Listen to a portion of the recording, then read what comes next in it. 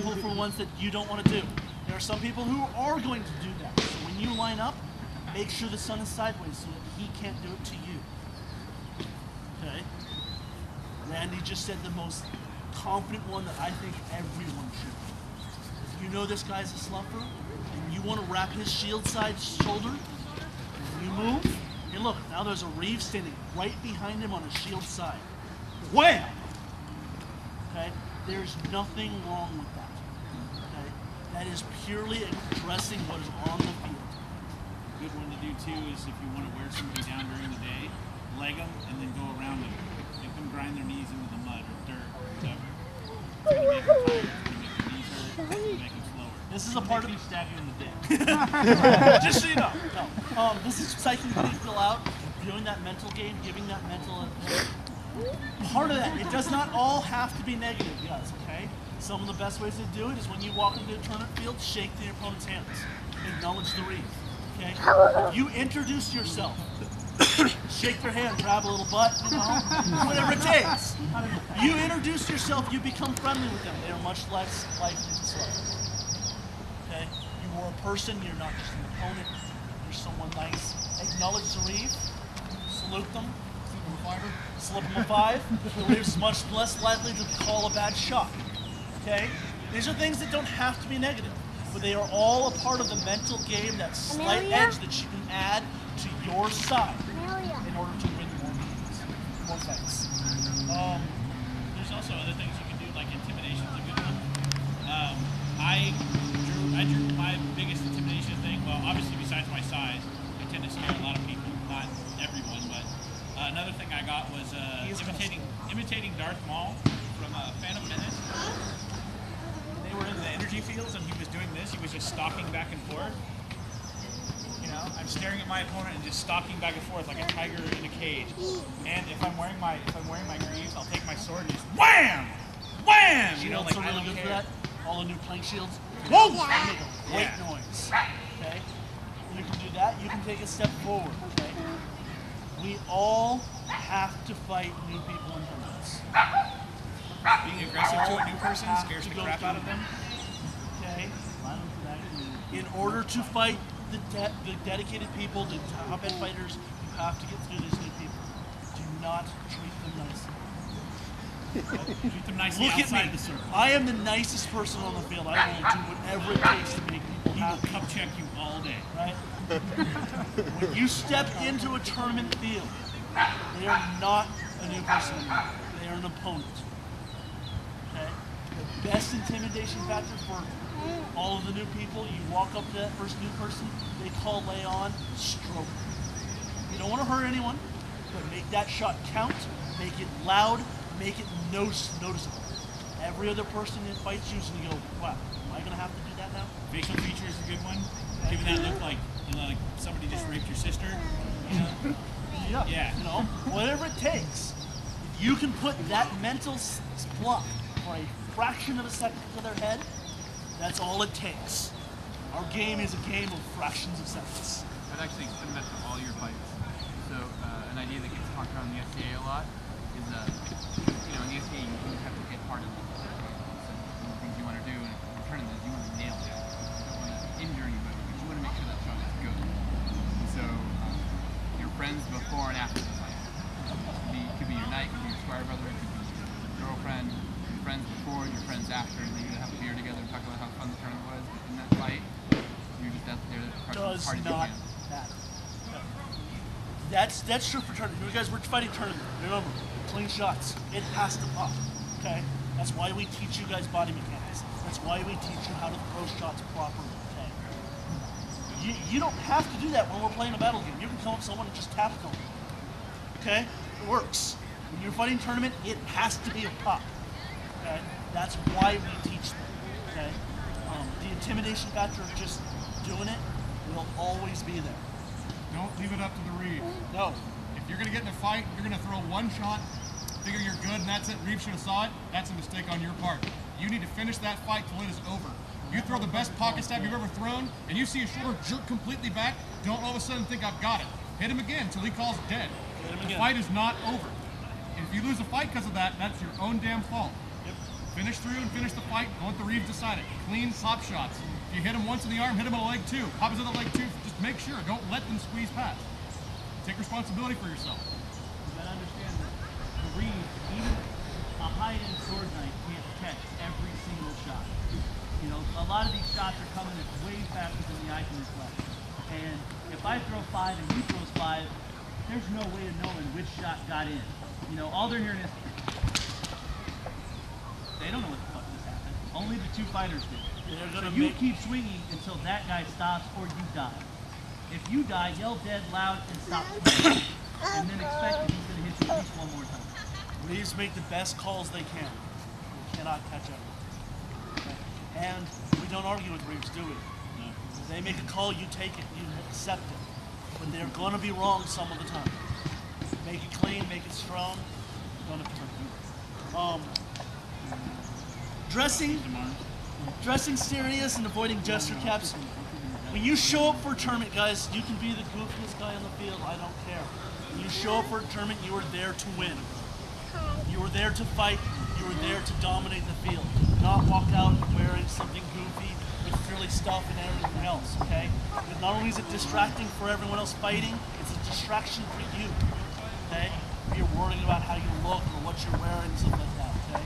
That's when we listen to relax and enjoy, okay? We all know tense and stress does horrible things to our bodies. If you cannot stop and relax and enjoy your fight, you will lose. You don't like people stop. Okay. Deep breathing, stressing. No, you won't. You know, things that relax you. These are personal things. These are what we call superstitions and pre-ceremonies. Okay?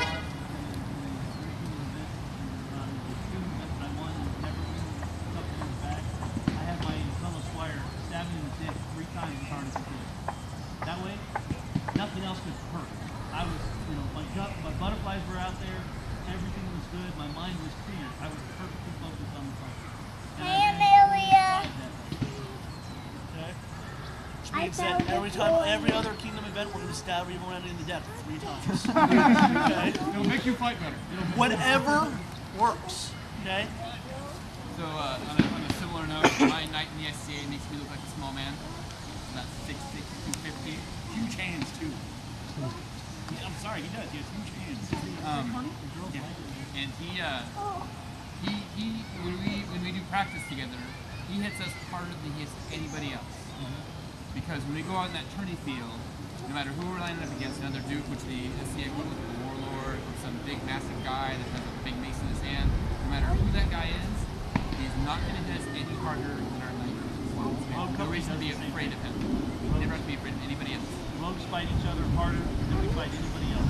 I did this blood 5 times because Finn hit me so hard in the kidney. I damn near passed out, and then a couple hours later, I was clean blood. Well, yes. Every time he yelled, "Warlord!" So if you hear "Warlord" on a ditch, hit the fetal position. Just so you know. We honestly do that too. We fight each other as hard as we can, because that way, when we fight somebody else, it's going to be nothing compared to what we did each other. When you train the way you fight, you and your friends are training by going tappity, tappity, tappity, hee hee. When the fight comes around, if you're getting your butt kicked, chances are you're still doing tappy, tappy, hee hee hee. Train serious. It's a work thing. One of the things I do to teach newer people to not be afraid of getting hit is to just stand there and make them take a really hard shot. Go. That's probably one of the hardest shots you can take in Amtgard. It stings. And then I let them do it just what? Now you've hit me. Now you know how to hit. You don't do the tappy tappy hee hee hee. Yeah, superstitions, guys. We all have them. We all believe in them or don't. Okay? Whatever it takes, whatever you believe in, do it. I'm not saying legal. I am not saying that good luck charms work. What I am saying is that your belief in a good luck charm puts you in the proper mental state. Okay?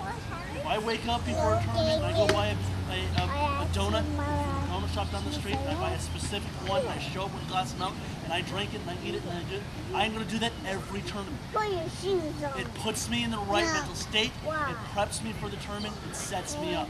I guarantee you, every professional sports person has a superstition. Yeah.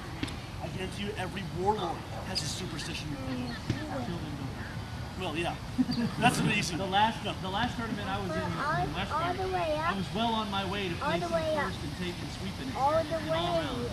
I got through the second tournament, the halfway way. through the second round, I think it was sword and board, and one of the fighters came up and No, said, "Man, Randy, you're doing that's amazing. You're going to sweep this tournament." I lost every fight after.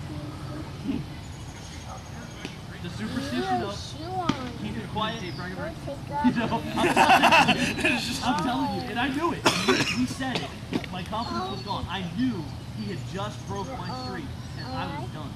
And not only did it break my confidence, but the superstition holds true. I could not fight. I mean, I was dying to the little kids in SSD. I'm throwing that tournament tournament right now, man. Just across the front of it. Randy, you're going to sweep this tournament. I still wound up playing choke slam. Okay. That being said, we have been very serious about what we're talking about. Relax. The reason you are here is because you want to be. Okay. The reason you're here is because we are having fun. Not be nice. Yeah, you know, serious. There's no crying, man. You know, it's something that. Remember, I am the biggest person about this. I love Amtgard because I can do what I want. Amelia took off I can her come out one day and shoe. play Druid and sit on my butt and throw balls at people and not worry about it. Amelia, you need this Yeah, it's dog. balls. Okay? I can show up one day and I can pull out my MC stick and my shield and just start hitting people and play tournaments. Amelia, come here. Okay? Okay? It's all a matter of what you enjoy. Okay? We're all here to have fun. This is what we're here for. The last one is key visualization, guys. This one is culmination of everything we've talked about, but also one of the hardest. It is, again, all about your confidence and your mental state. And that means that you can walk up to someone and go, "Hey, look, it's scary. Last time I fought her, I did a hip scoop and then rolled her shoulder and killed her." You know what that means? It means I can pull that move and kill her. Am I going to? No. And when I face her, I'm going to think about it and say, you know what? I killed her last time. I'm going to kill her again. Or this is how Yeah, you killed well, me. mostly when I'm you're not I'm going to look for that. Yeah, okay. Being positive, you know, thinking positive, knowing what you're doing, visualizing what you're going to do, setting your goals and writing them down is a visualization technique because you're writing down, you will see them. Visualizing the swing, learning how to do it, watching Randy's hips move back and forth. It's kind of sexy, but it'll help you. He really enjoyed it. You know? I'll preach. No, you know, visualizing what you're gonna do. Think about baseball. Half home. Half a hole. One was out. Two was out. Three. Okay. Yeah, it's the difference. Remember what I said about long-term goals short-term goals leading to long-term goals. If your long-term goal or your goal for the day is to win the tournament, you don't picture yourself winning the tournament. You picture yourself winning this fight. You go to the next one, you picture yourself winning this fight. You go to the next one, you picture yourself winning this fight.